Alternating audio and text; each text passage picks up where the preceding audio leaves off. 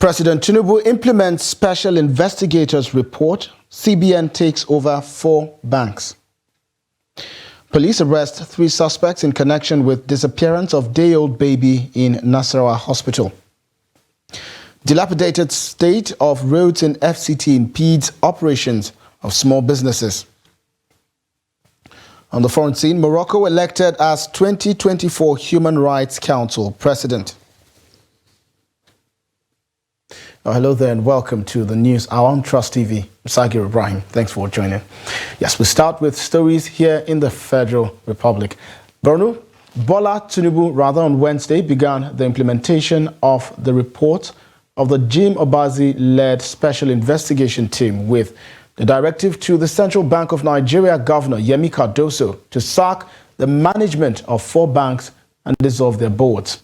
And in line with the president's directive, the CBN was said to have on Wednesday summoned the affected bank's management to its head office in Abuja, where the operating licenses of the banks were withdrawn and their boards reportedly dissolved.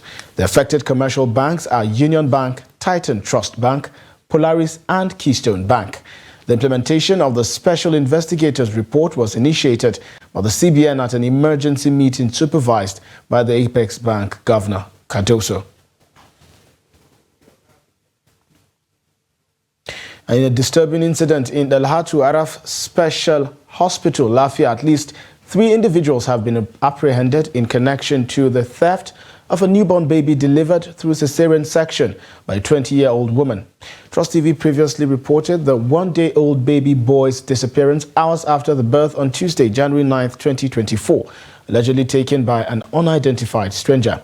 During a press briefing in Lafia, Commissioner of Police Mr. Umar Shehu Nadada revealed that 3 suspects have been arrested, emphasizing that the investigation is underway at the State Criminal Investigations Department.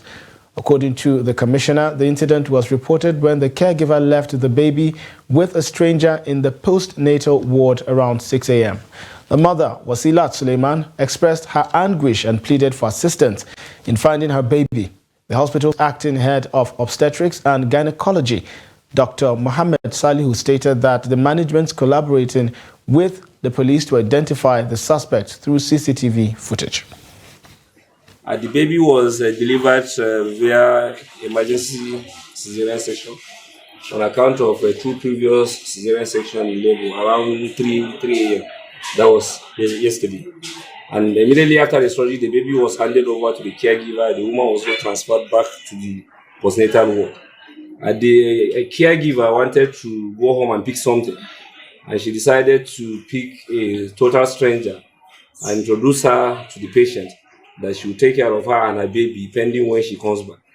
And the so-called stranger then took the baby away, with the pretense that she wants to go and bath the baby, and she never came back.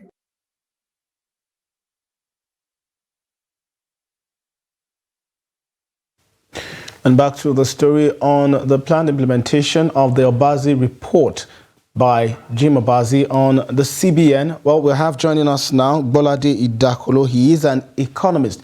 Mr. Bolade, welcome to the program. First of all, I would like you to give us your expected implications of the implementation of the actions or the report, if you would like, of the Jim Obazi report, with the expectation of taking over the CBN.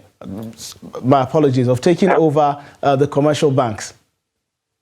Yes, based on the initial report submitted by the special investigator, it's obvious that there were some discrepancies that has been discovered as regards the acquisition of those banks, and as well as the coming on board of Trust Bank itself, so of Titan Bank. So when you look at most of the discoveries, groom was also given for substantiating documents to be able to prove beyond reasonable doubt that those companies were actually bought with funds that were legally sourced or not passed through different conduits that raises suspicion. But we discovered that it was not proven beyond reasonable doubt as at now that those funds were legally sourced as issued. All right, can you give us your expected projection of where this debacle is likely to lead in the coming days? Actually, this is not new. The CBN has taken over banks before in the country about 3-4 years. The Polaris Bank, for example, has been a bank that was taken over by CBN before, about 4 or 5 years ago. So it's not new to CBN, and they know the terrain, they know the road, they know what is expected to be done. And I know that in the coming days, the CBN would ensure to take every measure to let depositors know that their funds are safe and secure, because they have done this before, and I do not believe that there will be a problem once there are assurances from the central bank that funds are safe and secure. And I also do not believe that there will be a run on those banks, because CBN has stable mechanisms to use to ensure that the customers can access their funds as at when due. For the customers, can you speak to us more about the standard operating procedures and what customers are supposed to expect when exercises like this take place? Actually, from information that we have gathered, the CBN has sacked the boards of these banks, and definitely new boards will be appointed. And I also believe that in order to forestall any fear from customers, the banks will be mandated to ensure that they meet all obligations as at when due and as when the requests are being made. And when I mean all obligations, as regards even ongoing loans that are being processed will not be stopped, and every other existing obligation will also be looked into to ensure that it is fulfilled. So definitely the bank will run as usual even from tomorrow, and I do not foresee any issue at all. So, Mr. Agbolade, is this going to be a complete takeover? Are we going to expect that not just the management of these banks, but it's going to be a full takeover of the bank, or it's going to be something different? Actually, from going by the special investigators' reports, it is being insinuated, and which might be true in many quarters, that these funds are actually round-trip funds from the Nigerian purse. That is funds from Nigerian government itself, based on the investigation. So if the funds that are used to acquire this bank are actually funds that are for the government, then the government has a right to take over the bank and nationalize it. We discovered that this one is a different scenario from when there is a misuse of funds and misdemeanor that we found in previous times. These ones are illegal round-tripping of funds that are actually from the government that were misused and used to buy these banks. So when it has been established, the federal government has a right to acquire these banks 100% and nationalize them, because from investigation, it is deemed to be believed that the funds that were used to acquire them in the first place were federal government funds. Okay, finally, Mr. Dakulo, in situations like this, are there expectations that some of these banks would approach the courts for legal redress? Actually, the directors or the passive shareholders of these banks have a right to approach a court if they have a case. And when I mean if they have a case, it means that they will have all substantiating documents to prove their case beyond reasonable doubt. Why my fear now is that even when they are being called upon to provide those documents, they could not provide them. So I don't know what documents they are going to provide to the bank, to the court, to be able to substantiate their claim and to legally lay claim to the banks. Let me give you an example of one of the problems I will find, especially Polaris Bank, for example. When the central bank took over Polaris Bank about 5 years ago, you discovered that over 1 trillion public funds was used to stabilize Polaris Bank. But on the long run, when Polaris Bank was being sold to private hands, you discovered that they paid only 50 billion, and they were told to pay 50 billion annually for another 20 years or thereabout. So you discover that the transaction itself is shady. And it is believed that such illegality should not stand under normal circumstances. So I believe that looking at the situation of some of these banks, the government is right to take them over and to ensure that the right things are done to make sure that the banks do not fall into the hands of opportunists that use machineries of government to acquire them in the first place for a pittance. Indeed, Mr. Agbolade Idakulo, economist, thank you so much for sharing your perspectives and indeed breaking the issues down for better understanding. Have a good night. Thank you for having me. Good night. Yes, thank you very much, Mr. Idakulo. They're talking about the implementation of the Obaze report by the president, which will now see to the taking over by 4 commercial banks in Nigeria.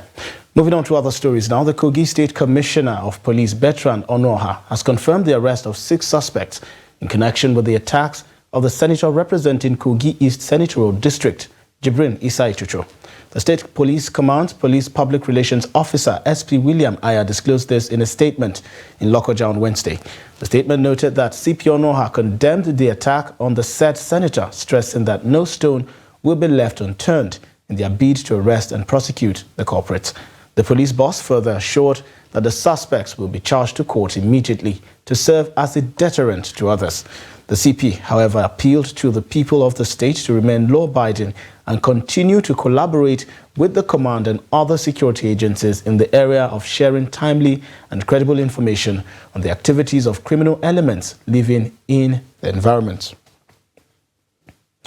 Residents of Benue State have called on the state governor to follow the example of President Bola Tinubu by slashing their travel out entourages in order to cut the cost of governance. The call follows President Tinubu's directive on Tuesday, trimming the number of travelers on official duties. Trust TV's Jimmy Azandi reports. According to some of the residents, the move by the president will also check issues of corruption in the government. And we expect to see some level of transparency and accountability on the state of the state governance, just the way we are seeing with the federal government.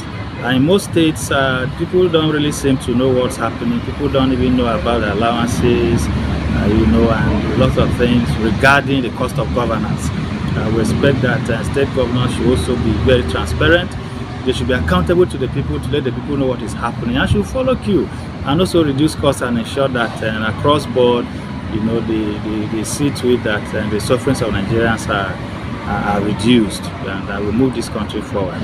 Others say the president's directive is in agreement with the call by citizens over the years, bordering on the bogus cost of running government in spite of obvious economic challenges. Because Nigerian people have been complaining of high cost of running government. When the government is telling us to cut down costs, to endure for the meantime, and they are wasting resources, living large, going about extravagant spending. When you look at their convoy, and it's a very long convoy, unnecessarily long convoy, you wonder what is the essence of those kind of expenses. They added that the directive is a plus for Tinubu government and should be emulated by state governors across the country. Is it because the public funds are there and then we have a lot of problems and the leader could not use those money to develop or solve the problem, then they will use it to waste around? I think I give President the appreciation to that, and I wish we have the political will to stand that this thing come to stay so that it will shape the mentalities of politicians going forward from here. We do not want to see, we want to see where the president or governor, like in other countries, they appear sometimes on the street or even in the shopping mall to buy, you not even notice that the governor is around that place. The residents are hoping for a change that will benefit all Nigerians, as promised by President Tinubu in his renewed hope agenda. Jimmy Azandi, Trust TV News, Makurdi.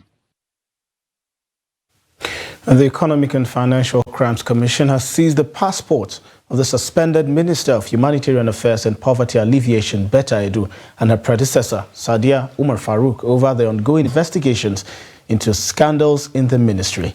As the EFCC interrogated the suspended minister over the 44 billion naira fraud uncovered in the ministry, it was learned that managing directors of 3 commercial banks were also questioned on Tuesday over the fraud. The scandal involving Edu burst open after a leaked memo revealed that the suspended minister directed the Accountant General of the Federation, Oluwatoyin Madeyin, to transfer 585 million naira to a private account owned by one Onielu Bridget, who the ministry claimed currently serves as a project accountant, grants for vulnerable groups. The minister had claimed that the 585 million naira payment was meant for vulnerable groups in Akwa Ibom, Cross River, Ugwu and Lagos states, describing the allegations against her as baseless.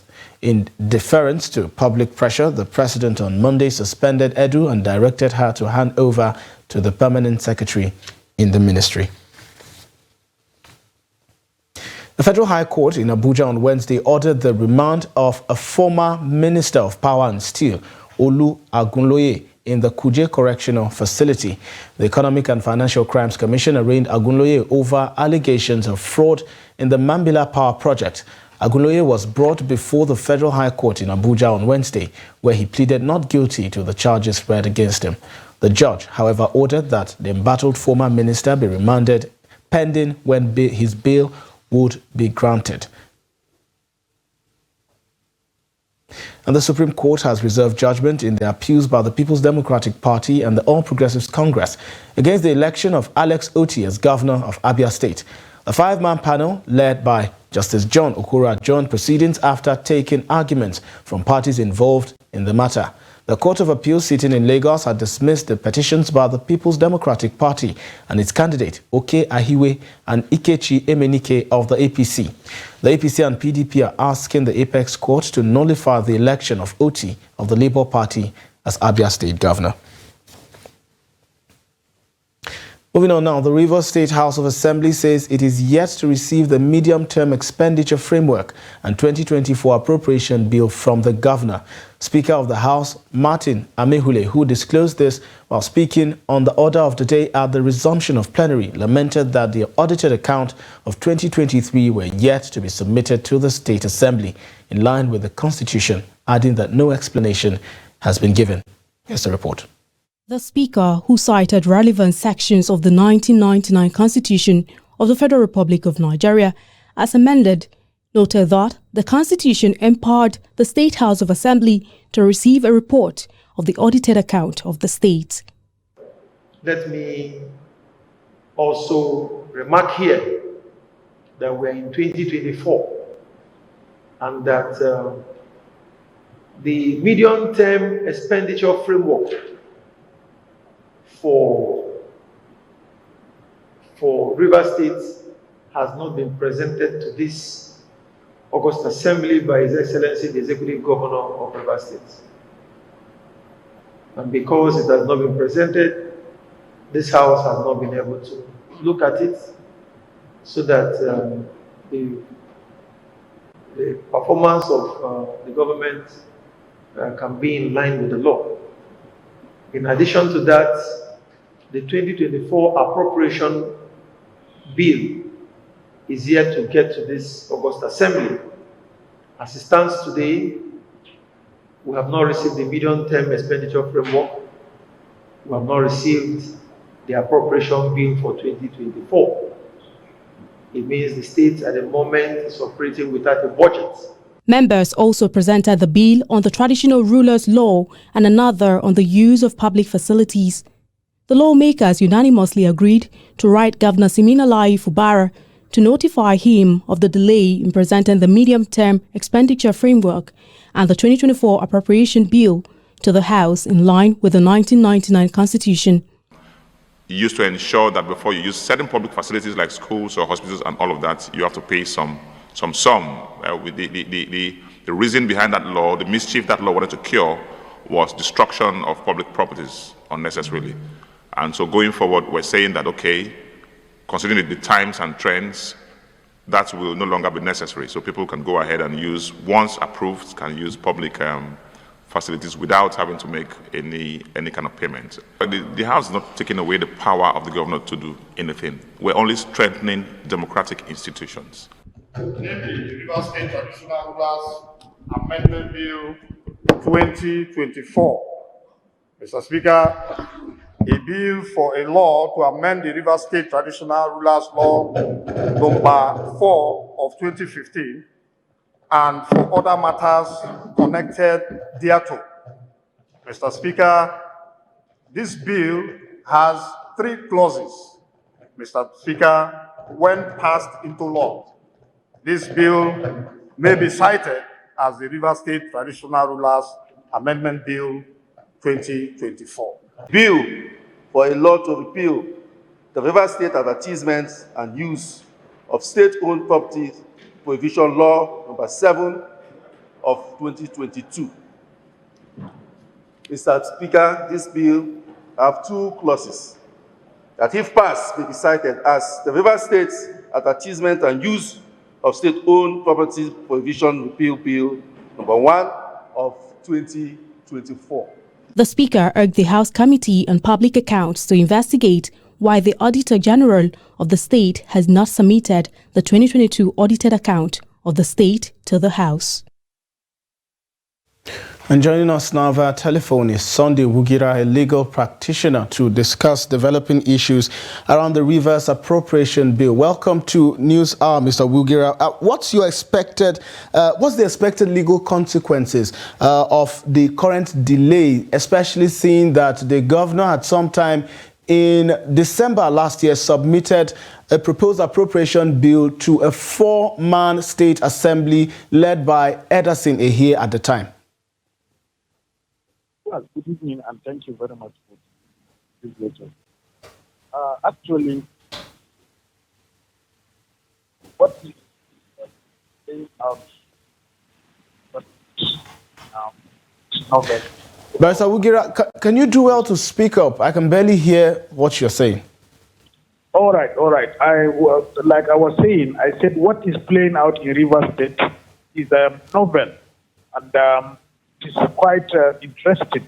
One, the issue of appropriation, the 2024 appropriation law of Rivers State is valid. For anyone to think that there is the need for the governor to rescind another appropriation law, another appropriation bill for consideration by the State Assembly, is now saying that there will be 2 separate laws, appropriation law in Rivers State for 2024. And lawfully, that will not be possible. If there is the need for an amendment for the appropriation law that was passed already and signed, assented to by the governor, then there must be a process of sending the bill for an amendment and not pass it anymore. What people must know is that as at the time the appropriation bill was passed and presented to the only members of the Rivers State House of Assembly. The law is very clear. 27 members of the state legislature announced their defection or cross-carpeting from the PDP to APC.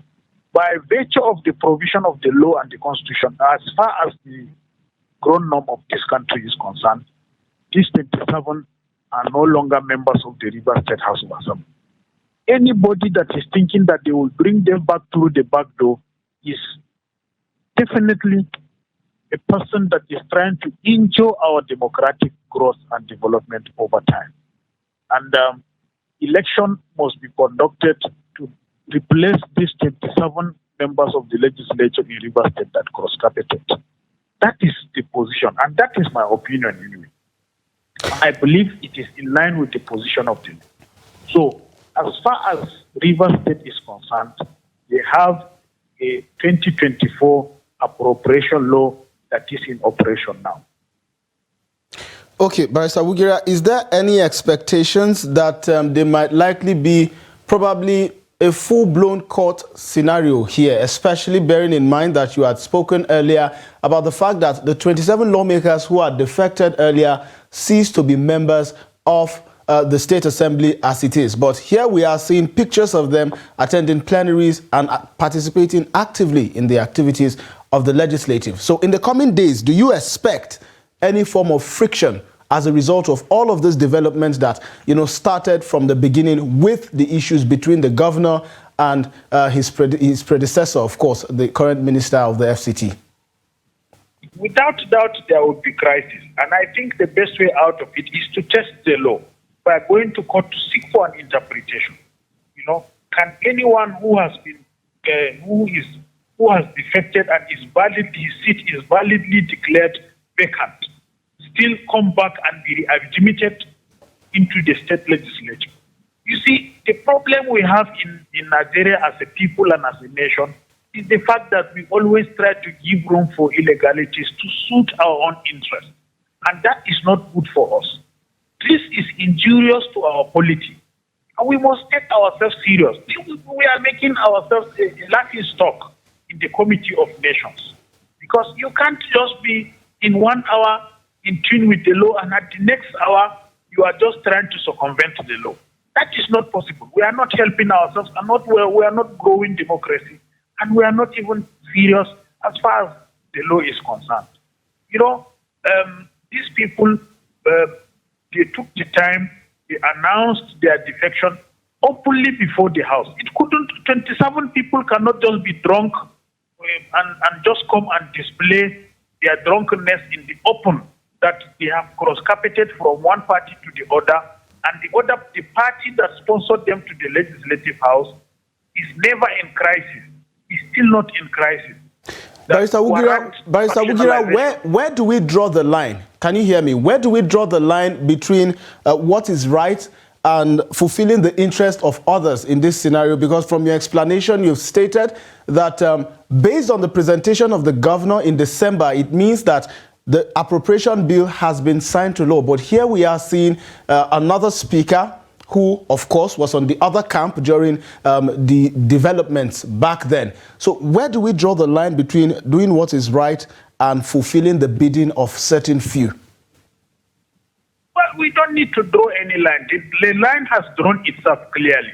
But we obviously see that some certain persons have failed to follow the process, as you said. That is it. You see, when you try to put the correct illegality with a cloth of legality, that will create more problems. You know, let us now be serious for once and accept the bitter fact that for the 27 members of the state legislature, if they wish to come back to the state assembly, then an election must be conducted to bring them back.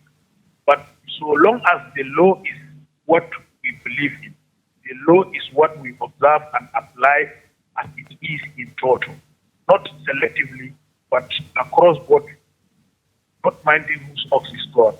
All right. 27 members in the state legislature are unlawfully sitting as members in the state assembly. All right. And any law they put their hands and seal onto and contribute to its passage, whatever that is done legislatively with their input is null and void. All right.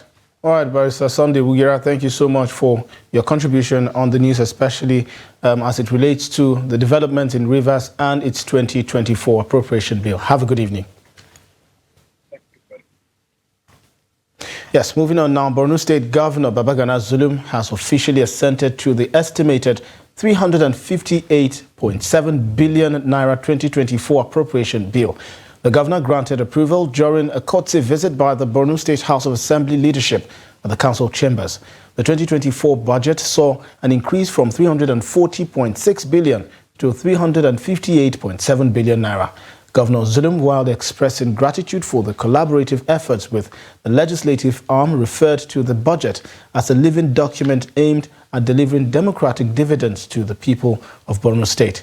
He cautioned ministries and agencies against exceeding budget allocations and charged the State Ministry of Budget to establish a tracking mechanism for effective implementation. No more excuses.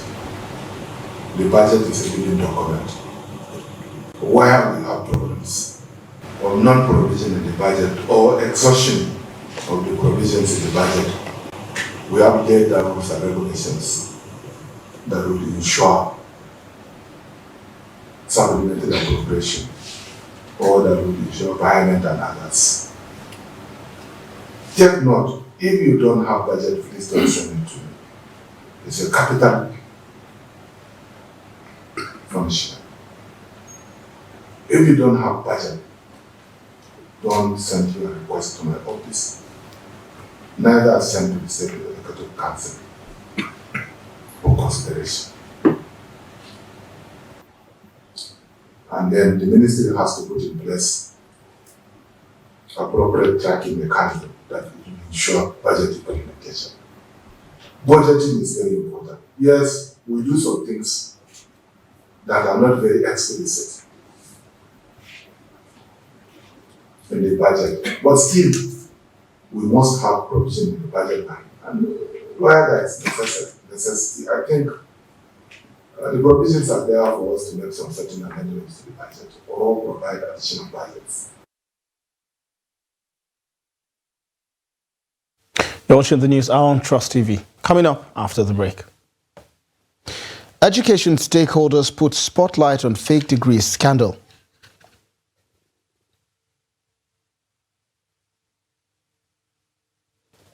This and of course more news after the break. Stay with us. Thanks for staying with the news hour. Here's the headlines again.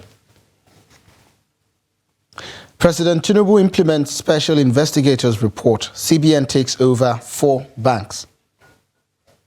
Also, police arrest 3 suspects in connection with disappearance of day-old baby in Nasarawa Hospital.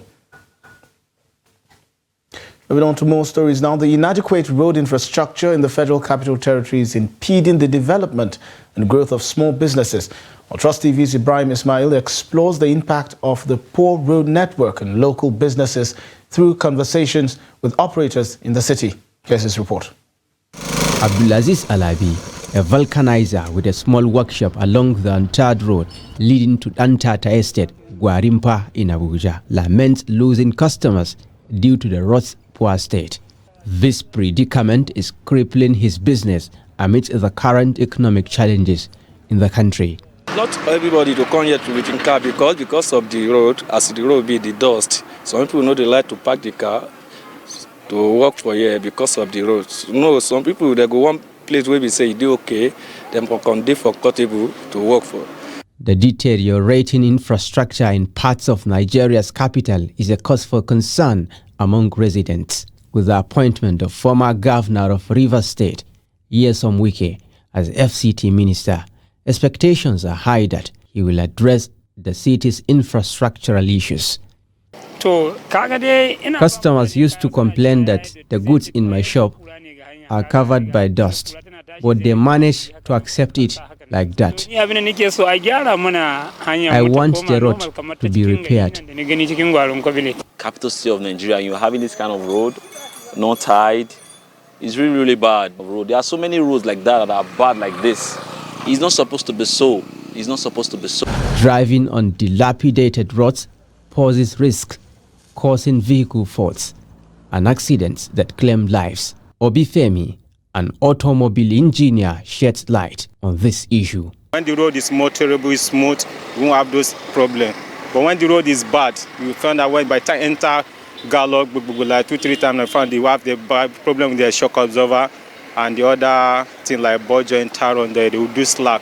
So one of the major problems that we are facing in as a top bad road. While Abuja boasts some well-maintained roads, citizens find the poor maintenance culture within the city center embarrassing. Authorities have been urged to address this problem and enhance overall infrastructure.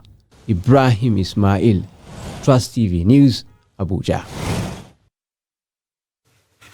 Boru State Governor Babagana Zulum has assured that his government is committed to end the lingering farmer-herders clashes in the state. The governor stated this after overseeing a truce between farming communities and herders in Gomborungala town. Governor Zulum appreciated the communities for embracing peace and encouraged them to shun violence. He reiterated that his government will prevent future clashes between herders and farmers.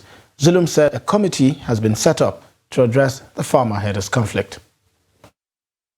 The members of this committee will include the DSS, the police, the representatives of all the emirate councils in Borno State, the Military Law Association, Al-Hayat Association, and then the government representatives, so that they will look into the issues of farmers-herders clash in all the 27 local government areas. The terms of reference will be drawn. Especially, they will also re-establish the den cattle routes. They will also identify grazing reserves so that we shall completely address the root causes of the farmers-herders clash.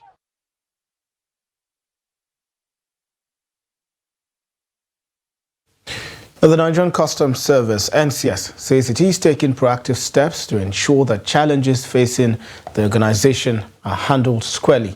This, the service says, is to allow for trade facilitation, secure Nigeria's borders, boost the volume of transactions, as well as ensure that it meets its revenue generation projection of 5 trillion naira. The NCS says it has secured 52 convictions and is currently working towards fully opening Nigerians' once-shut borders. The report. The Controller General of the Nigeria Customs Service, Adewale Adeni, reported notable successes in 2023 despite operational challenges. Among some of the achievements is the conviction of 52 individuals, achieved amidst a significant drop in transaction volumes, naira scarcity, and various infrastructural challenges. Particularly if you define successful prosecution as those that lead to convictions, and we had 52 of that in 2023, and part of those 52 includes smugglers of arms. So some of them we do not directly prosecute, we hand them over to other agencies of government, and what we are going to be doing this year is that we are going to be following up those processes in the court so that we will be able to effect closure as an organization, and like you said, the country will also be able to effect closure. Recalling the 2019 closure of Nigeria's borders under former President Muhammadu Buhari's administration, which was aimed at boosting rice production and securing the country's borders, the move faced mixed reactions from Nigerians. However, Nigeria is now working towards a gradual reopening of the borders. There are points along that the entire stretch that are opened officially. There are a number of points that are not. So it's a dynamic thing. So currently, the places that are opened are Seme, Idiroko, officially. Those are the borders that are open. Seme in Seme Command and Idiroko in Ogun 1 Command. There are still discussions ongoing within the country, Office of the National Security Advisor, and with our counterparts in Republic of Benue to ensure that we put in place the requirements, have a shared understanding of what we need to do and how we have to monitor in case a decision is taken to open the rest of the border. In a commitment to transparency, the Nigeria Customs Service publicly shared its revenues for 2023. The Controller General revealed a revenue of over 3 trillion naira, marking a 24.1% increase from the previous year. The Nigeria Customs Service is pledging to leverage technology and automation to combat smuggling, facilitate trade, and ensure transparency. In other news, the father of late Afrobeat singer Ilerioluwa Promise Aloba, widely known as Mohbad, has expressed his satisfaction with the police investigation into his son's death. In an exclusive chat with Trust TV in Lagos, the late singer's father emphasized the need for a thorough investigation that truly unravels the circumstances behind his son's death. On the state of his son's wife and child, Aloba stressed the need for a DNA test, speculating that it might be the reason the child has been taken away. While calling for support, Joseph noted that even the late singer's personal assistant had abandoned him to join his wife.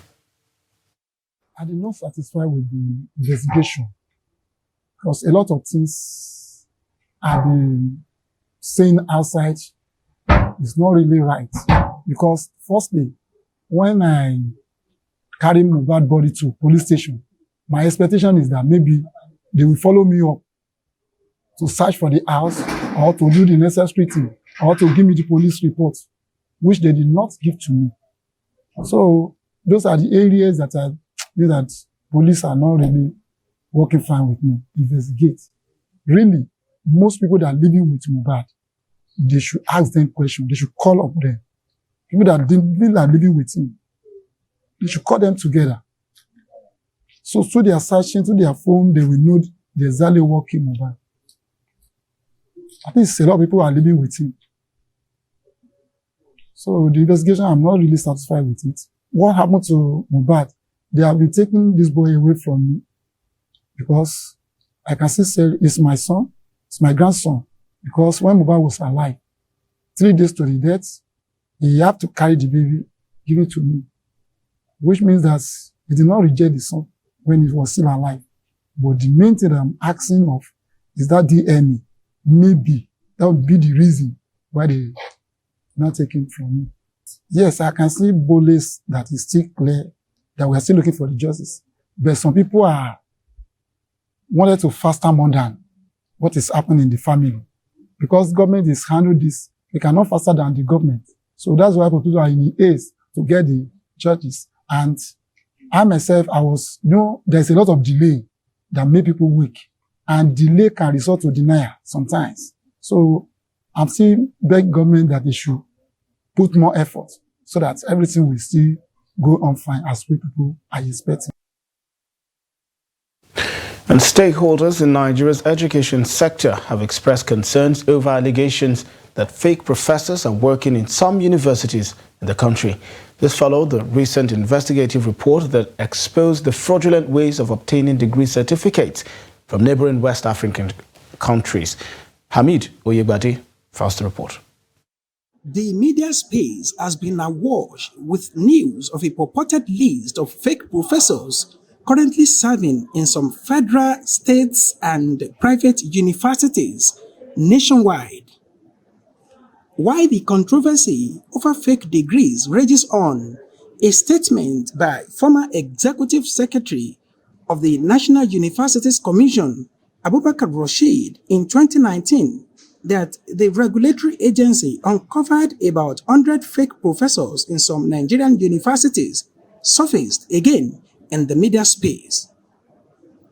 University lecturers described the development as embarrassing and urged the federal government to take necessary steps to deal with the situation appropriately. As a nation, it can give a negative impression, especially to those people who are not in Nigeria. And that is why I will appeal to the media and I will appeal to the university system to come together and verify if this news was actually or is actually true and find out those who are culpable and then deal with the situation appropriately. The government should put in place kind of measures that will serve as preventive to save the reputation of the country.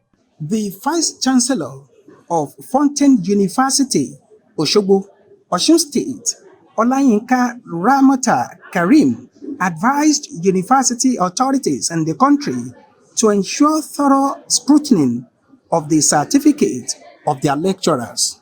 It's for us to just be careful. We should scrutinize all the certificates of lecturers or academics that we are getting into the university. Let us scrutinize their papers, their documents, and let us also verify their claims, most especially from wherever they are claimed to have served. I think with these measures, we'll be able to erode fake professors in the university. Stakeholders in the sector called on NUC to guard the integrity of many hardworking and committed academics who have earned national and international respect and recognition by ensuring that fake ones are fished out and punished. Hamid Oyegbade, Trust TV News, Osogbo. Thank you, Hamid, for that report. Let's now join Chiamaka and Andrew for the business news.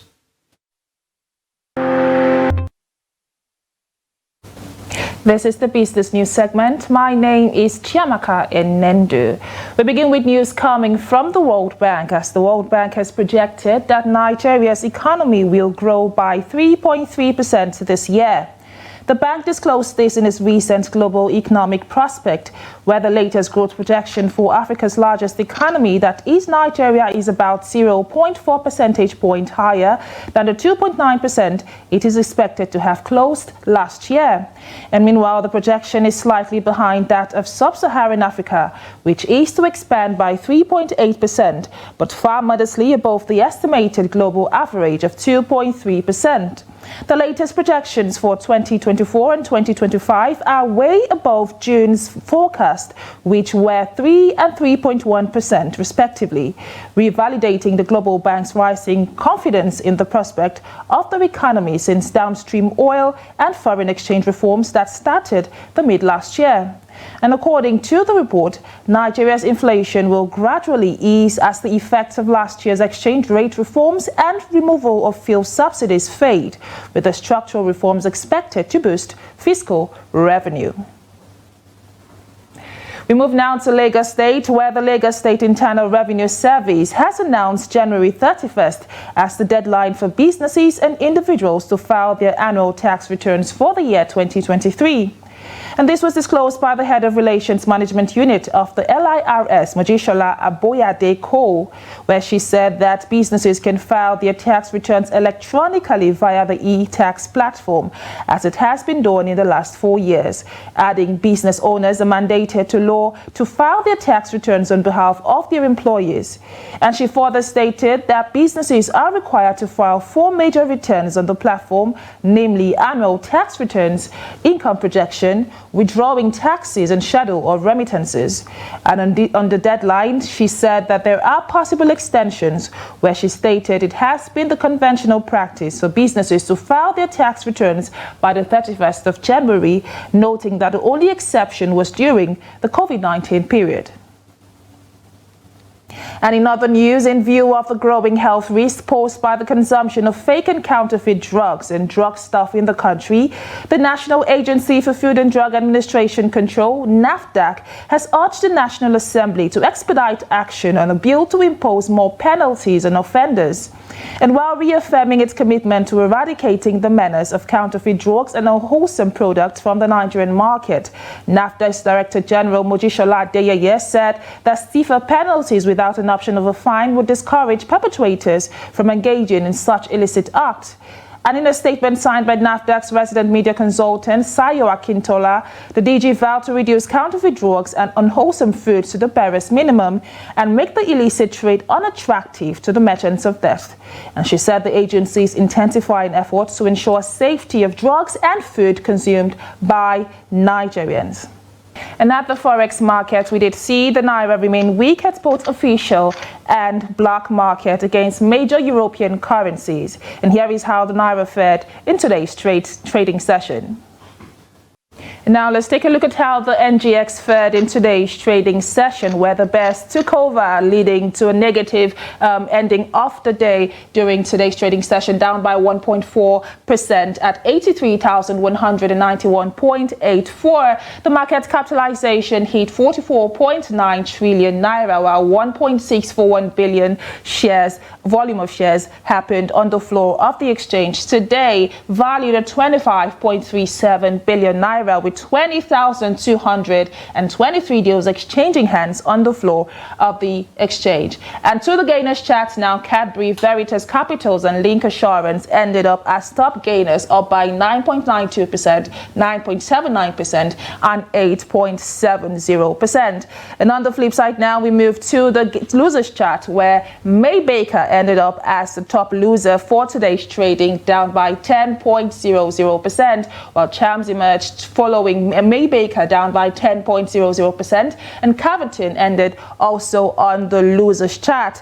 We move away from that now to the top trades and market movers, where Transcorp Nigeria, Access Holdings and Sterling Bank emerged with the top trades and top market movers chart, with 118 million shares, 117 million shares and 116 million shares. Slight difference there. We move away from the top trades and top market movers focus now to how the markets performed across the African region. We begin with the Johannesburg Stock Exchange, down today in the bearish by 0.51% to 73,826.15.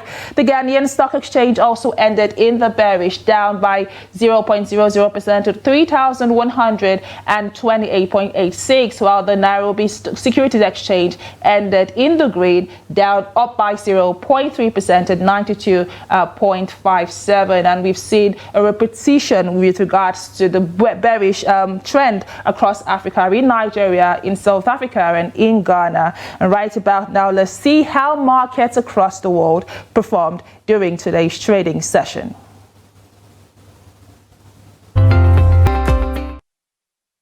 And finally, in the commodities market, oil prices steadied during today's trading, giving up most of its earlier gains as Middle East Libyan supplies concerns arising from the war and the shutdown of a top Libyan oil field balanced rising U.S. output and worries about weak economic growth. And while the Organization of Petroleum Exporting Countries and its allies are cutting production to bolster the market, U.S. crude production will hit a record high in 2024, and this is according to the Energy Information Administration, as they said on Tuesday. And that's it on the business news segment. My name is Chiamaka Nendu. Thank you for watching.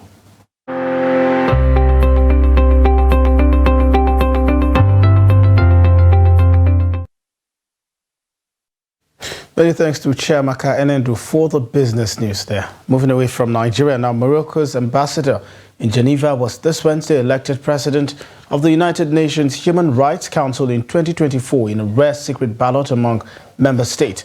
Omar Zaniba won 30 votes in a contest with South Africa's ambassador Mkolisi Nkosi, who received 17 votes.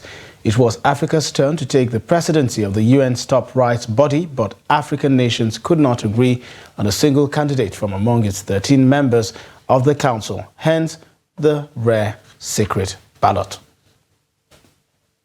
Let's now join Emmanuel Fashimi with Sport News.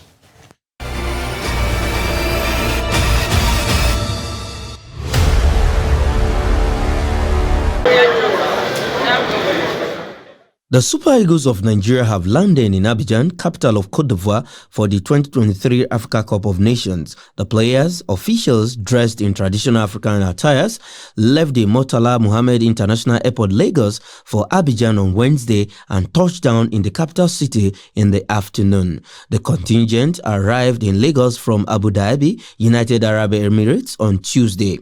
Jose Pizarro's team spent 1 week in Abu Dhabi perfecting strategies for the tournament. Eagles were hosted to a sent-for dinner by Lagos State Governor Babajide Sanwo-Olu. Nigeria's first game is against National of Equatorial Guinea at the Alassane Ouattara Stadium in Bimpe on Sunday. Nigeria's hurdling queen, Toby Amusan, will know her fate on January 19th as the Court of Arbitration for Sport (CAS) has fixed the date as the hearing for her case with the Athletics Integrity Unit, AIU. Amusan's case with the AIU began when it was reported that the 100-meter hurdles world record holder had been provisionally suspended for committing an anti-doping violation rule of missing 3 whereabout tests. She will later claim her innocence and take the case to the disciplinary tribunal, where she was cleared of such offense and permitted to continue running. However, the AIU and the World Anti-Doping Agency WADA later challenged the decision of the disciplinary tribunal and made it known they will be taking it to the CAS.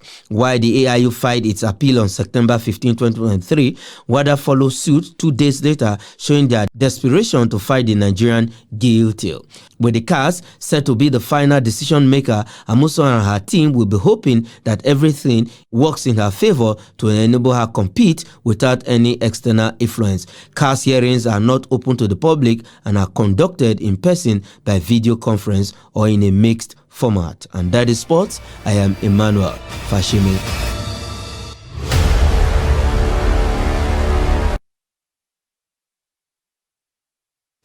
Indeed, that wraps up the news hour on Trust TV. Do want to follow us across all of our social platforms and join our live stream on YouTube for more news, programs and documentaries. I'm Sakir Ibrahim. Good night.